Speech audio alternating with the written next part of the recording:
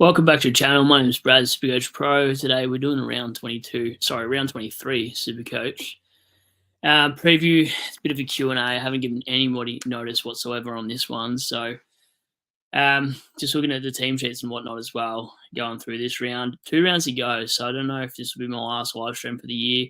Surely not. But I've just been working way too much recently, and this week I'm doing 7 days. So it's the first time I've knocked off at like 10 p.m. in a long time, hence the no lives. Some huge news though. Crazy fit what's going on. Like a lot of carnage this week. It's pretty wild actually. It's going to separate the men from the boys or the boys from the men. So I'm looking at some bad scores all around. I reckon a lot of people are going to have to field rookies or at least cop a donut or two. So see how we go there. I'm somehow copying 0 donuts. I have no idea. Marty Hall's still playing. And Fish has been named, and he's named in the forward half flank, so that's not good for me. So hopefully he gets the Sheezer role and McCutcheon plays midfield or something, or they both play down back, hopefully. Hello, Craze Fit. I better tell Jack that I'm on because I did say that I'd jump on. Yeah, literally, never thought holding Fisher would pay off either, Craze Fit. It's pretty wild. Just let Jack know doing a live. And I'll just let Twitter know in case they want to jump on and just talk a bit of trash. Give me 2 seconds. Get on live. All right. I'll put that in for the SuperCoach community, letting them know on Twitter. But so there we go. I probably don't expect a whole heap of people to join in. But VC and C for the week, I'm pretty sold on going Butters into Cherry. Some huge outs, though, like SuperCoach relevant. Nothing really to do with Essendon, but like Sydney, Chad Warner calf. Like, does he even come back next week potentially? If they should smash Essendon, you'd think. Chad Warner, that's a huge out. I mean, Sydney's got pretty good depth in the midfield anyway, but I know he was pretty popular about 2 months ago. So for people that have him, you'd hope that you've got some sort of rookie cover at least. Took Miller's back in, so that's pretty handy for anyone that held that peanut. I think that would actually affect Matty Rouse scoring. And then Sexton's been omitted, so anyone that's got Sexton's going to be hating life. And then Christian Oliver, what the hell? Clayton Oliver, he's out for the season, so that's huge again. Nothing really in the Giants side. I didn't even know Briggs was out. Canelio's back in, but I wouldn't bring him in. He's dislocated his shoulder and has had troubles with it ever since. Fremantle. No Darcy, I read, I thought, as well, in that Freo side. So does that mean who's in that ruck? Surely that means he gets a look at that Jacko I'm talking about. They brought in Reedy, though. Who the hell is Reedy? So he's a big unit, apparently.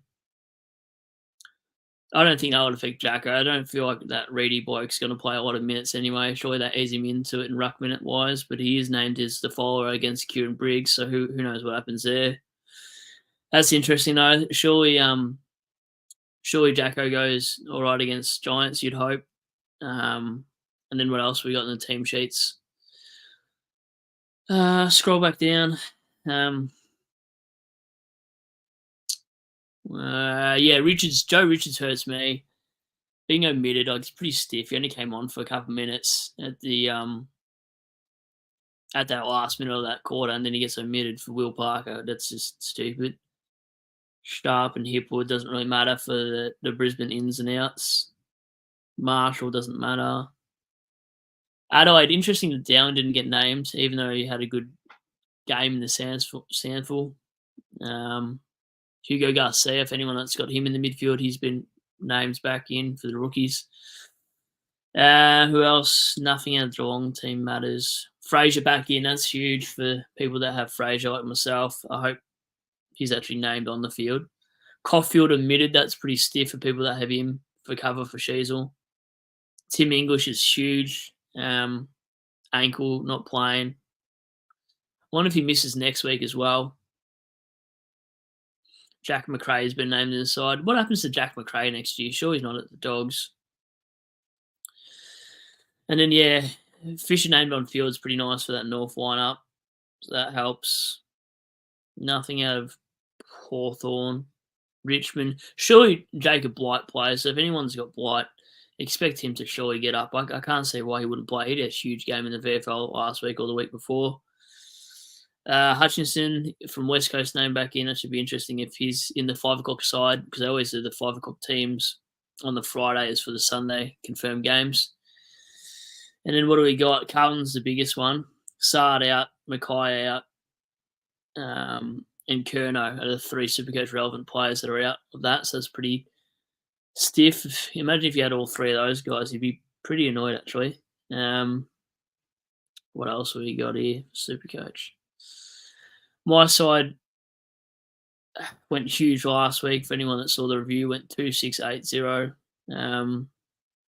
Not going to get that this week with Sheasel out. Marty Hall on field, if you can score another 50, I'll be okay. And if Fisher just goes 70, I'll be all right there. But yeah, doesn't look great. What can we use for Whoops then? Actually, that's a good idea. What do we got for Whoops? I got no captain options. Just have to be Cherry as a C. I wish I could BC Cherry just to see what he gets without English, because I feel like Cherry's going to go really big. I almost want to take a 120 from Zach Butters, because I just have a feeling Cherry's going to go huge again, and he's been my really safe VC in the C for the last month at least. So that's been interesting. I don't know how long I'll jump on a live for. It doesn't seem like there's much going on at the moment.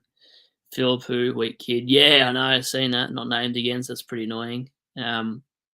He's in a fair amount of size actually, so that sucks for Philpo owners. I feel like everyone's going to get at least 1 or 2 donuts this week, so I can't see huge scores happening. It's probably the week to have pods this week and next week. So if you got to bring in players, I'd advocate for a pod. Crazy. Also, I just want to have a look at Grundy and Meek, as you were talking about in Twitter just before. Let me have a look. Sydney, Hawthorn. What have they been doing? Ruckman. I feel like Grundy's fallen off. Wow, he's 500k now. He's got Draper though. Oh, I don't like Grundy's scoring in the last 4 weeks. Crazy. It's 72, 96, 89, 84. And that's been at SCG too. He's probably feeling it. His minutes have come down a little bit too. If you look at his time on ground, not a lot, but definitely come down a little bit. Then he's got Riley O'Brien, which I probably don't like. Whereas Meek, because this is the other player you're looking at, Nank does give up points to Ruckman quite heavily. And he played Richmond last time. With only 76, that's interesting. And played North. He scored 97 against North. What else is around that 540k mark then, if that's what you're looking at? Let's have a look at Ruckman. Well, it's really nothing. No wonder you're looking at those 2 players. I think I'd go Meek just because of the players that they have. Cam's in the house. Hello, Cam. How you going, mate? Is 2680 your highest score ever, Brad? I don't know. I might have to go through. When I do my Supercoach team preview tomorrow, I'll have a look at the data and see if that's my highest score. It's probably top 3. It could be my highest. I don't know, actually. If anyone that's been following me for the last 3 years of Supercoach on my channel, maybe they would know if they've got a really good memory, but I feel like it's up there. Wouldn't be surprised if it was, to be honest, Cam. I can take a quick look. What do we got? How do you even do that again on your app? How do you... Scoring history on my app always confuses me this time of night, so I might not do that. I will just have a look at my team review. But yeah, 2 weeks ago, if Steve is watching this or plays this back, I do apologise. I won't be able to make the Sunday Richmond and Hawthorn game. I've been called into work, so I'm working Saturday and Sunday. I'm actually doing the 7 days this week. That's why you haven't seen me on any live streams for a week or 2 at least, because I've been finishing at midnight. Some of the shifts I've been doing is like 5 p.m. to 5 a.m. as well. So Been pretty annoying actually. So yeah, I don't know if you guys got any SuperCoach questions or whatnot. I was thinking of going to the Richmond Gold Coast game next week, but I might have to go on to another live stream on Sunday night to see if people still want to do that. Because if it's as dead as it is now, there's probably no point. But definitely this time of year where it starts packing up. Because normally at this time, about 2 or 3 weeks ago, there'd be at least 20 people on here. So I think I might just about wrap it up, to be honest. I think I am going to leave it there. There's not much coming in for me. I don't want to talk to myself for 10 minutes, 15 minutes. But thanks, Crazefit, and thanks, Cam, for jumping on and sitting through that. I think I'll leave it there, and I'll do my team preview tomorrow, and then I'll see if I'll do a live stream. What's that Sunday game? So I'm working till 4 p.m. Sunday. Maybe I'll do a live stream with somebody at 7 o'clock Sunday evening. I'll check what Twitter's going on and see if any other content creators want to jump on a live Sunday night. If not, I'm sure I'll see you guys around. I'll speak to you later. But yeah, thanks for joining. Catches.